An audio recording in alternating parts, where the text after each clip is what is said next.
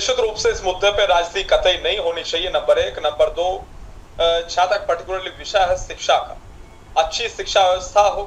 मजबूत शिक्षा व्यवस्था हो और एक तरीके से शिक्षा प्रणाली, शिक्षा व्यवस्था, सिलेबस इस तरीके का हो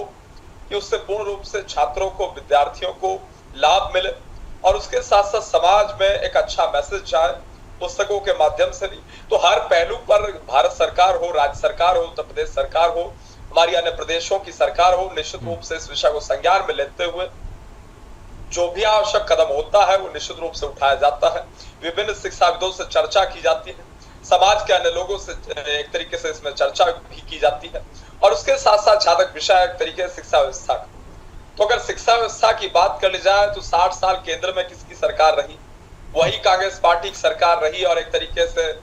अल्टीमेटली गांधी परिवार के हाथ में पावर रही। विपक्ष की सरकार रही, भारतीय जनता पार्टी की सरकार अगर रही तो अटल बिहारी वाजपेयी जी की सरकार रही और मोदी जी की सरकार रही। और वो एक अलग विषय, मोरारजी देसाई जी की सरकार बहुत पहले एक समय में 1977 में आई थी, तो वो एक तरीके से अगर उसमें कहा जाए बहुत शॉर्ट पीरियड के लिए आई थी। पर्टिकुलरली अगर बात कर ली जाए 2014 के बाद, 2014 के बाद का भारत नया भारत है, बदला हुआ भारत है, मजबूत भारत है, न्यू इंडिया है, सशक्त भारत है, तो उसमें शिक्षा का बहुत महत्व है